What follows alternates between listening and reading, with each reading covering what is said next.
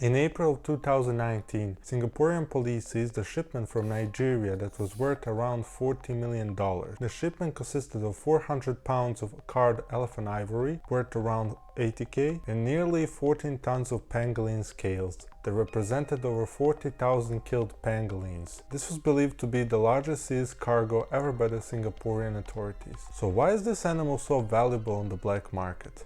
Firstly, we need to know who pangolins are. Pangolins are small medium-sized mammals, often referred to as scaly anteaters because of their scales and the diet that consisted of ants and termites. Their scales are made from keratin, which is the same material that can be found in human fingernails. They inhabit Africa and South Asian countries. They are also considered as endangered species. It's believed that pangolins eat up to 70 million insects each year, thereby acting as natural pest controllers, saving countries millions of dollars in pest destruction. In China and Vietnam, their scales are used in medicine and their meat is considered as a luxury item on the menu. The real interest about pangolins was always there when it comes to China and southern neighbors, but the trafficking of the pangolins was not a thing before the 1990s.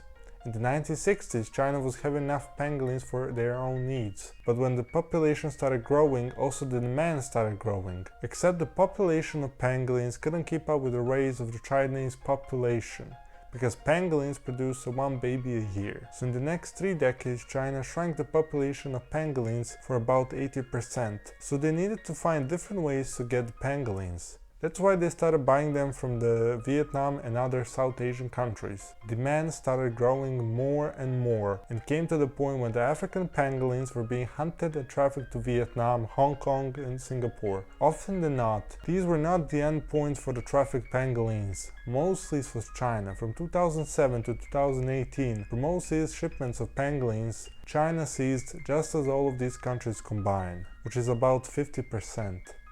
In Vietnam, pangolins are being sold online on Vietnamese language websites like Elephant Ivory, Rhino Horn, and being sold online in Asia, or sometimes advertised under code words. There are also a lot more valuable animals that are worth more than just one pangolin. But why are they the most trafficked animal on the black market?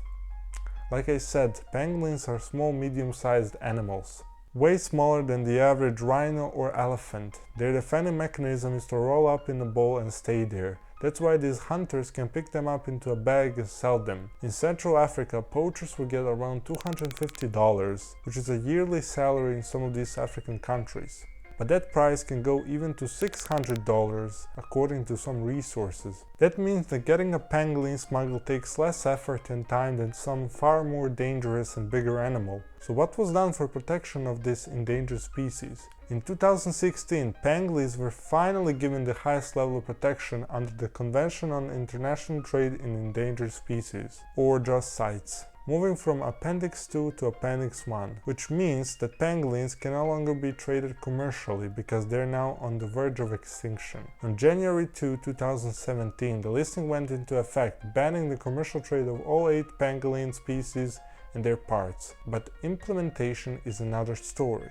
Currently, just 17 pangolin range states have accepted legislation that meets CITES requirements, and almost a double have not. Increased law enforcement is required to all points of illegal trade to help save the pangolin. Additionally, governments must stop the demand by exposing the false myth about healing properties of the pangolins.